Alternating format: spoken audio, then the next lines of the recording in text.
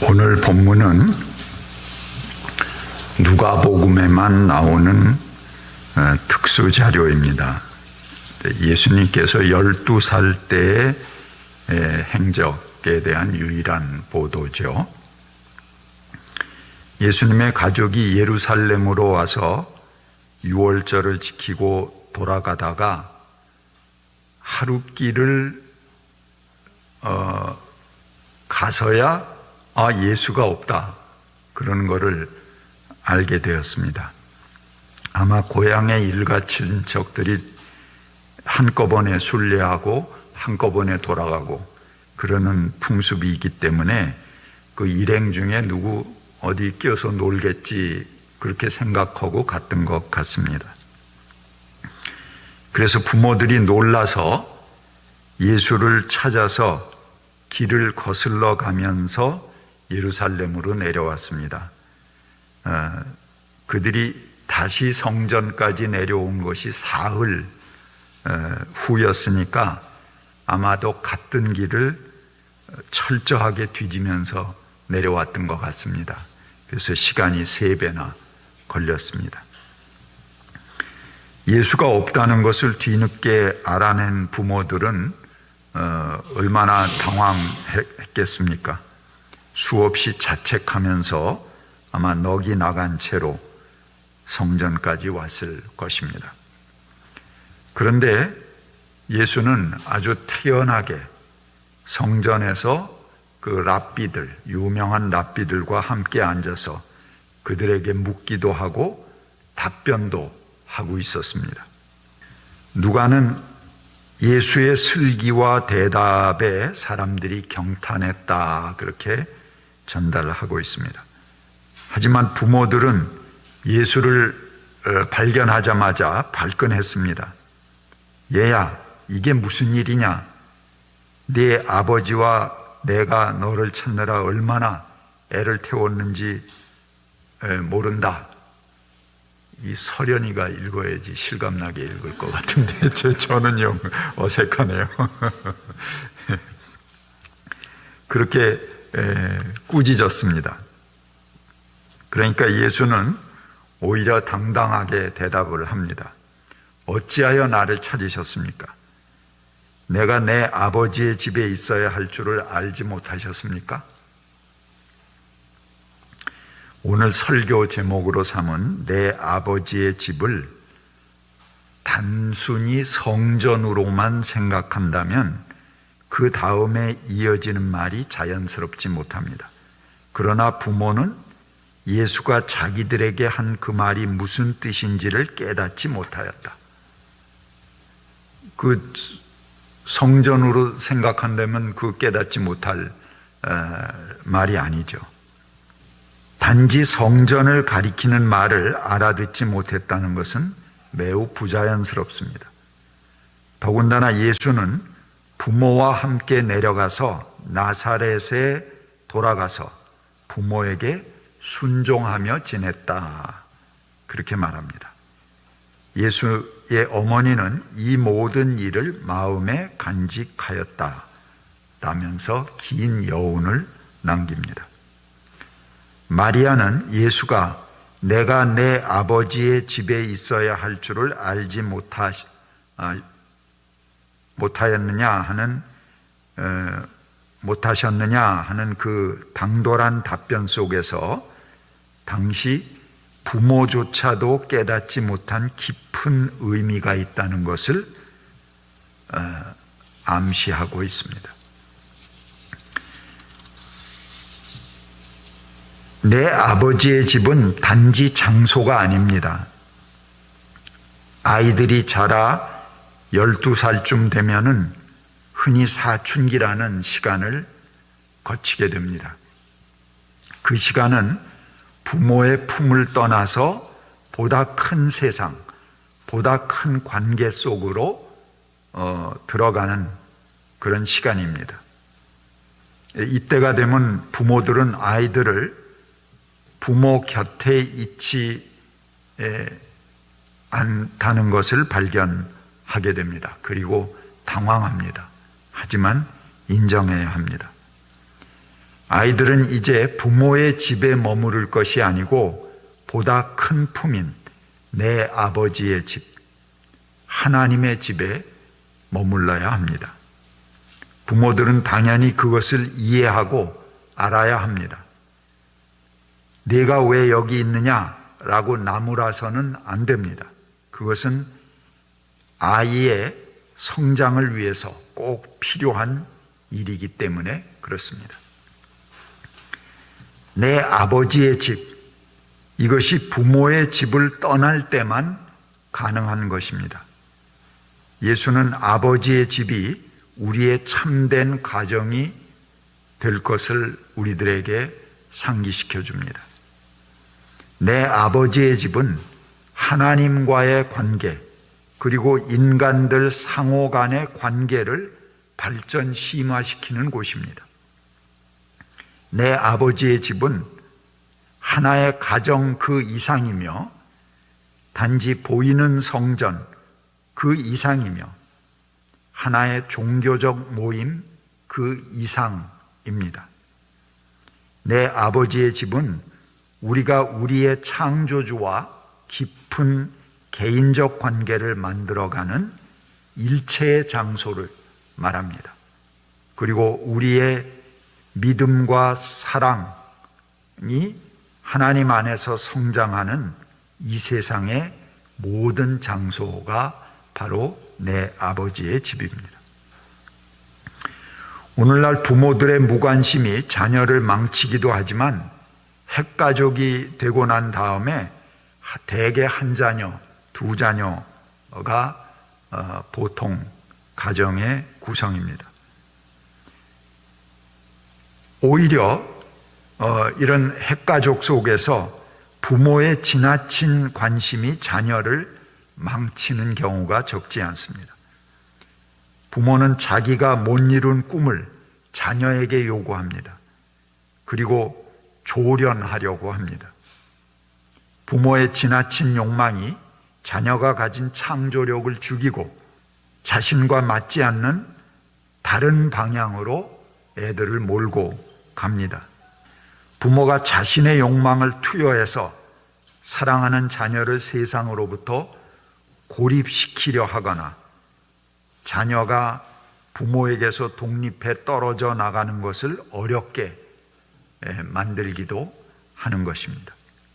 오히려 그들을 빨리 부모의 품에서 해방시켜서 자유를 줄 때 그들이 세상을 알고 인간을 알고 범세계적인 하나님의 가족을 위해서 봉사할 수 있을 것입니다. 예수님, 마리아가 예수의 이 일을 기억하고 그 일을 마음에 두었다라고 한 것도 아마도 특별한 눈으로 예수의 당돌한 이야기를 새겼던 것 같습니다. 그녀의 지혜와 개방성 덕분에 예수는 지혜가 쑥쑥 자라나고 마침내 하나님이 그에게 원하시는 세상을 위한 구원자, 구세주가 될 수 있었습니다. 우리 부모들은 자녀들의 일상적 삶의 의미를 우리 자신의 힘만으로는 올바로 파악할 수가 없습니다. 자녀들의 일상 모든 순간을 빈틈없이 통제하고 그들을 자기 뜻대로 키워내고자 하는 그런 유혹을 자제해야 합니다. 만일 우리가 우리 자신들과 우리 자녀들을 철두철미하게 통제하는 일에 매달린다면 우리는 하나님의 뜻에 따르는 예측 불가능하고 경이로운 삶에서 솟아오르는 활력들을 자녀에게서 박탈하게 될 것입니다. 그러므로 자녀들을 부모의 억센 소나기에서 자유롭게 풀어주어야 합니다. 자녀들에 대한 믿음을 가지고 너무 조급해하지 말고 마음을 편하게 먹고 기다려주는 것이 필요합니다. 하나님을 신뢰하는 것은 모든 이들에 대한 신뢰를 의미합니다. 그런데 하물며 자기 자녀들을 신뢰하지 못하겠습니까? 그리고 그 자녀들이 입으로 하는 말과 그들이 말없이 하는 말에 귀를 기울여야 합니다. 자녀들을 부모에게서 해방한다고 그들을 방임하라는 말은 아닙니다. 부모로서 자녀들을 강요하지 않으면서도 그들에게 중요한 가치를 심어주고 또 그들 스스로 부모가 원하는 그런 중요한 가치관들을 받아들일 수 있게, 그러나 폭력적이지 않은 방법으로 그것을 잘 이끌어내고 유도해 내야 됩니다. 그것을 말로 한다면 강압이 되지만 부모가 꾸준히 행동으로 보여주어야 합니다.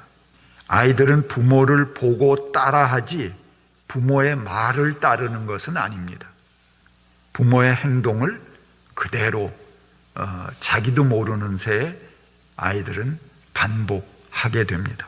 그렇기 때문에 말로 이거 해 저거 해 하는 것보다 부모가 그걸 하면 됩니다. 그러면 자연스럽게 따라오는 것입니다. 성 어거스틴이 젊어서 매우 방탕한 생활을 했습니다. 그러다가 어느 날 회개하고 정말 이 세계가 우러러보는 그런 성인의 반열에 들어가게 된 것은 그 결정적인 계기가 있습니다. 자기를 위해서 정말 피눈물을 흘려가면서 기도하는 어머니의 기도를 들었기 때문입니다. 그 기도가 어거스틴의 마음을 움직였습니다. 직접 이야기하면 억압이 될 것입니다. 그러나 부모는 자식을 위해, 그의 신앙생활을 위해 간절한 마음을 가져야 됩니다. 아무것도 바라지 않고 아무것도 원하지 않는 것은 방임입니다. 그래서 그가 올바른 신앙의 습관을 가질 수 있도록 부모가 그의 손을 잡아주고 그에게 모범을 보여주고 간절한 마음으로 원해야 하는 것입니다. 그것이 어머니의 기도입니다. 오늘 어버이날에 많은 찬송가들의 공통적으로 나오는 게 어머니의 기도입니다. 아버지의 기도입니다. 그 기도가 자녀들의 신앙의 생활의 중심을 이루게 해야 하는 것입니다. 요즘 그 동네 길을 걷는 것이 저의 그 운동이 되었습니다. 특별히 뭐 운동할 게 없으니까 걷는 운동을 하는데요. 성내천 길을 따라서 쭉 내려가면은 올림픽 공원이 나옵니다. 그럼 그 안에는 백제의 성곽인 몽촌토성이 나오고 또 길 건너에는 풍납토성이 있습니다.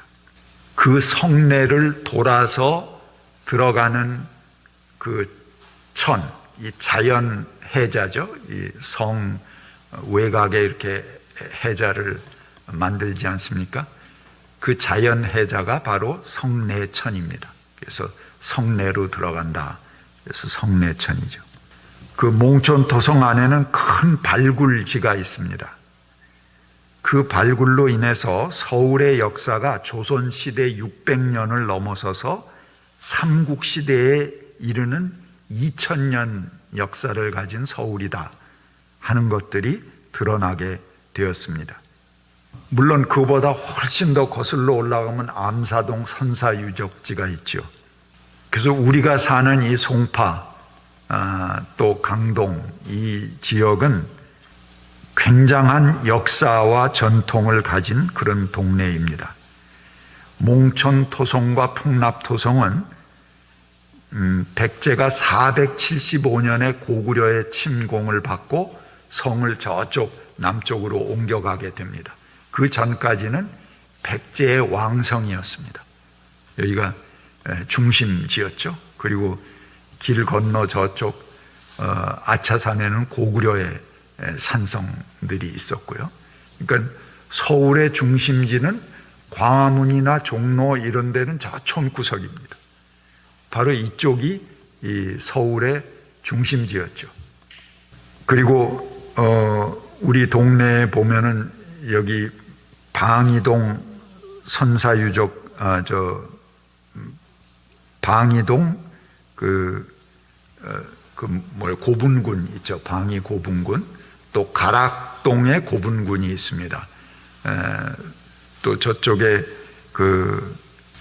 석촌동에 고분군이 있고요. 동네 이름이 얼른 생각이 안 나요. 이곳이 뭐냐면 왕릉이기도 하고 그 왕실의 능이기도 합니다. 그러니까 왕성과 능과 이런 것들이 다 갖춰져 있는 동네가 바로 이곳입니다.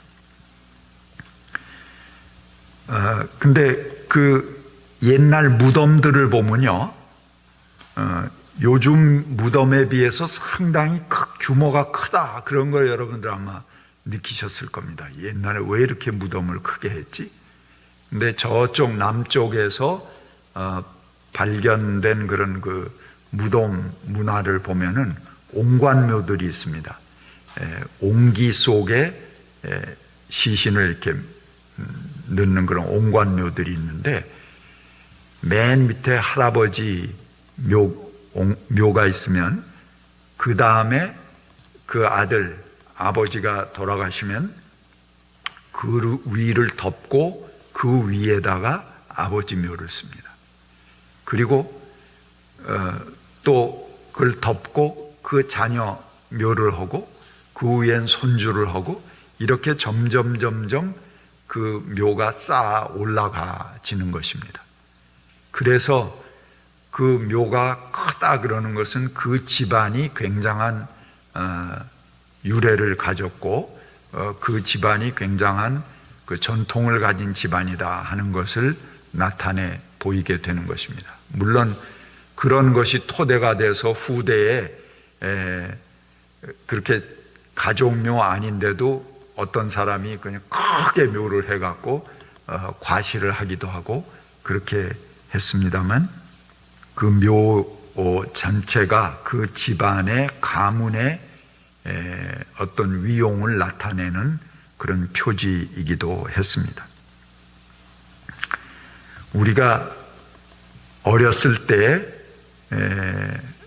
부모의 등에 업혀서 자라납니다. 그러나 꼭 어렸을 때만 부모의 등에 업혀 있는 것은 아닙니다. 죽어서도 우리는 부모의 등에 업혀 있게 되는 것입니다. 오늘 제가 작자 미상의 글, 자녀에게 주는 편지 글로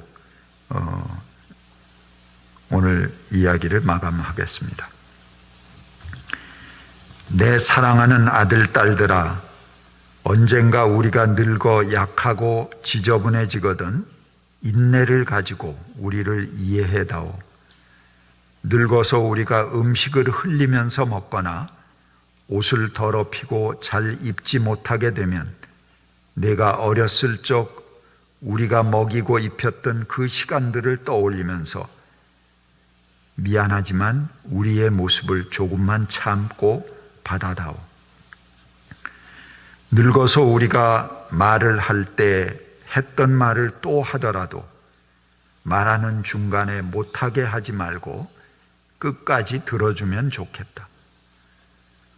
우리가 내가 어렸을 때 좋아하고 듣고 싶어 했던 이야기를 내가 잠들 때까지 셀 수 없이 되풀이하면서 들려주지 않았니? 혹 먼 날 혹시 우리가 목욕하는 것을 싫어하면 우리를 너무 부끄럽게 하거나 나무라지 말아다오. 수없이 핑계를 대면서 목욕하지 않으려고 도망치던 너를 목욕시키려고 온 집안을 따라다니던 우리의 모습을 기억하고 있니? 혹시 우리가 새로 나온 기술을 모르고 무심하거든 전 세계의 웹사이트를 통하여 그 방법을 우리에게 잘 가르쳐다오. 우리는 내게 얼마나 많은 것을 가르쳐 주었는지 아니. 상하지 않은 음식을 먹는 법, 옷을 어울리게 잘 입는 법, 너의 권리를 주장하는 방법 등. 점점 기억력이 약해진 우리가 무언가를 자주 잊어버리거나 말이 막혀 대화가 잘 안 될 때는 좀 시간을 내어주지 않겠니? 그래도 혹시 우리가 기억을 못 해내더라도 너무 염려하지는 말아다오. 왜냐하면 그때 너와 우리에게 가장 소중한 것은 너와의 대화가 아니라 우리가 너와 함께 있다는 것이고 우리의 말을 들어주는 네가 있다는 것이 중요하기 때문이란다. 또 우리가 먹기를 싫어하거든 우리에게 억지로 먹이려 하지 말아다오. 언제 먹어야 하는지 먹지 말아야 하는지 우리가 잘 알고 있단다. 다리가 힘이 없어 쇠약하여 우리가 잘 걷지 못하게 되거든 지팡이를 짚지 않고도 걷는 것을 위험하지 않게 도와줄 수 있겠니? 내가 뒤뚱거리며 처음 걸음마를 배울 때 우리가 내게 한 것처럼 너의 손을 우리에게 빌려다오. 그리고 언젠가 나중에 우리가 더 이상 살고 싶지 않다고 말하면 우리에게 화내지 말아다오. 너도 언젠가는 우리를 이해하게 될 테니 말이다. 노인이 된 우리 나이는 그냥 단순히 살아온 것을 이야기하는 것이 아니라 우리가 어떻게 생존해 있는가를 말하고 있음을 이해해다오. 비록 우리가 너를 키우면서 많은 실수를 했어도 우리는 부모로서 보여줄 수 있는 가장 좋은 삶을 너에게 보여주려고 최선을 다했다는 것을 너도 깨닫게 될 거야. 사랑한다, 내 아들, 딸들아. 내가 어디에 있든지 무엇을 하든지 부모는 너를 사랑하고 너의 모든 것을 사랑한단다. 같이 침묵하시겠습니다.